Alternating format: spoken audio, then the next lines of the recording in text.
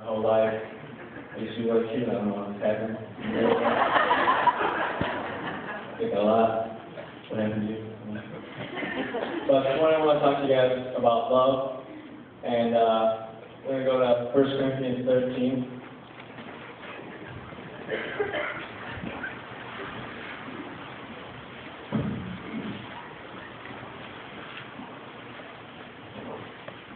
And I'm going to be reading out of verses 1 and 2. If I speak the tongues of men and of angels, but have not love, I am only a resounding gong or a clanging cymbal. If I have the gift of prophecy and can fathom all mysteries and all knowledge, and if I have faith that can move mountains but have not love, I am nothing. Now, those verses, they really say a lot. They really say, it doesn't matter how much you know. It doesn't matter how good your grades are. It doesn't matter how much you can really beat the other guy in whatever you're doing. If you don't have love, you're not going to be able to communicate with anybody. Nobody's going to listen to you. So, I have a personal example of this. We were at SEMP last summer, and SEMP's street evangelism mission trip that we went on. It was really a great experience for me. I was in the park on Thursday, and you go out and you evangelize with another member from the youth group. And I was actually with Big Mike, he was up here singing earlier, and we're kind of intimidating too.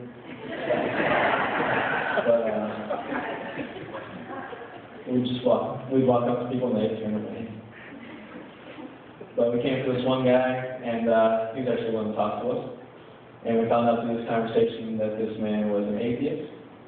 And every question that he threw at us, I had an answer that was 20 times better than his question. And I was pretty much dominating. He would always come back to religion is the reason for war, especially in Iraq.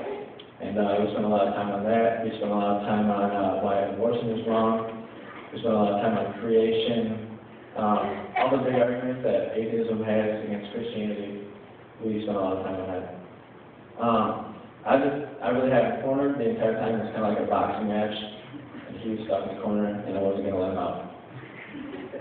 But in the middle of this, I was thinking to myself, wow, this guy probably isn't listening to a word that I'm saying because I'm not showing him any love. If you tell somebody to do something and you're going to yell at them, are they going to do it? Probably not. But if you ask them to do it nicely or in love, that makes sense. My dad always says it too. You ask them to do it in love, chances are they're going to do it. So, I mean, it doesn't matter how much you know. It doesn't matter how much you're dominating the other person in the argument. Really, in any kind of speech that you're giving, or just in everyday talk, you're talking about God, talking about anything, how your day went. Just make sure that you do it in love. Because if you don't, as 1 Corinthians 13 says, you'll just be a resounding gong or a clanging cymbal. And nobody likes that. Nobody wants to hear just cymbals beating with no music. You're just you say something and it goes in one and out the other. I'm sure school teachers feel that way all the time.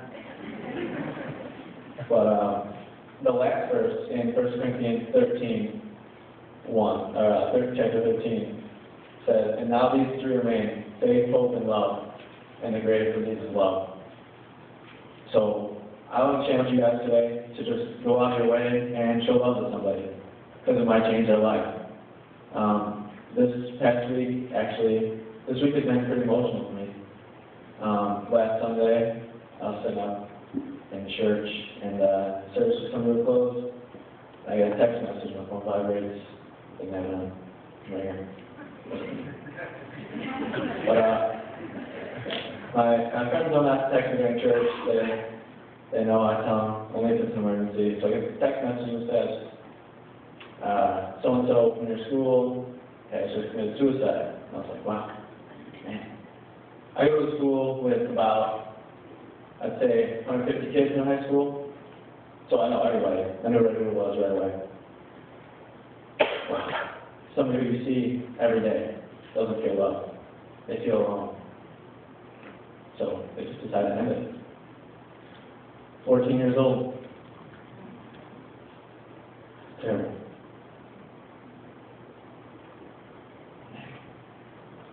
I'll never see him again. So that's why I'm challenging you guys to go out of your way today and love somebody. I ask that you would all please stand up, because we have scripture reading now.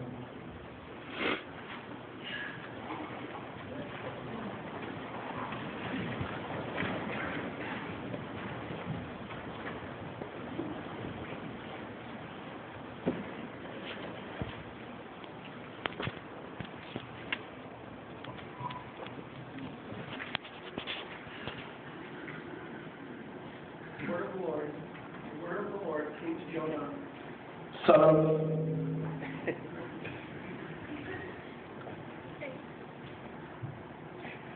and the word of the Lord came to Jonah, son of Amittai. Go to the great city of Nineveh and preach against it, because of its wickedness had come up before me. But Jonah ran away from the Lord and headed for Tarshish. He went down to Joppa, where he found a ship bound for that port.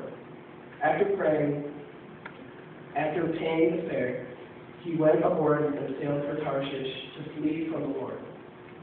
Then the Lord sent a great wind upon the sea, and such a violent storm arose, that the ship threatened to break up. Then the sailors said one to another, "Come, let us cast lots to each other to find out who is responsible for this calamity." They cast lots, and the lot fell on Jonah. Jonah answered, I am a Hebrew, and I worship the Lord, the God of heaven, who made the land and sea. This terrified them, and they asked, What have you done? What should we do to you to make the ship come down for us? "Take me up and throw me into the sea," he replied, "and it will become calm. I know that it is my fault that this big storm has come upon you." Now the Lord provided a big fish to swallow Jonah, and Jonah was in the belly of the fish 3 days and 3 nights. The Lord commanded the fish, and it vomited Jonah into dry land. Then the word of the Lord came to Jonah a second time. Go to the great city of Nineveh and proclaim to it the message I give you. The Ninevites believed God. A fast was proclaimed, and all of them, from the greatest to the least, put on sackcloth. Let people and animals be covered in sackcloth. Let everyone call urgently upon God. Let them give up their evil ways and their violence. Who knows? God may yet relent and with compassion turn from his fierce anger, so that we will not perish. When God saw what they did, and how they turned from their evil ways, he relented and did not bring on them the destruction he had threatened. But to Jonah this seemed very wrong, and he became angry. He prayed to the Lord. Isn't this what I said, Lord, when I was still at home? That it is what I tried to foreshadow by fleeing to Tarshish? I knew that you are a gracious Lord and compassionate God, slow to anger and abounding in love, a God who relents from sending calamity. Now, Lord, take away my life, for it is better for me to die than to live. Jonah had gone out and sat down at a place east of the city. There he made himself a shelter, sat in its shade, and waited to see what would happen to the city. Then the Lord God provided a leafy plant and made it grow up over Jonah to give shade for his head to ease the discomfort. And Jonah was very happy about the plant. But at dawn the next day, God provided a worm which chewed the plant so that it was withered. When the sun arose, God provided a scorching east wind, and the sun blazed on Jonah's head so that he grew faint. He wanted to die and said, It would be better for me to die than to live. But God said to Jonah, Is it right for you to be angry about the plant? It is, he said, and I am so angry I wish I were dead. But the Lord said, You have been concerned about this plant, though you did not tend or make it grow. It sprang up overnight and died overnight. And should I not have concern for the great city of Nineveh, in which there are more than 120,000 people?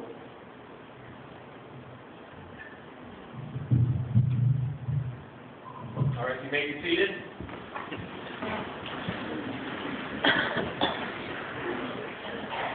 Well, I was going to have the teams acted out, but I didn't think that was a good idea. We have teams flying everywhere here. Throw me overboard! Throw me overboard! So, thank you, Austin, for pitching in. Chris Winter was going to be reading this morning, but he is stuck up north.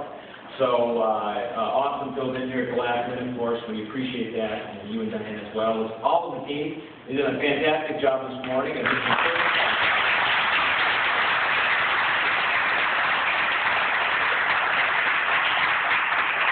I'm very proud of them for coming up here. It was very difficult for them to do, and I'm very proud of all the things that they said and they shared. And teams, we want you to know we believe in you guys, and we're very proud of you guys. And I am particular.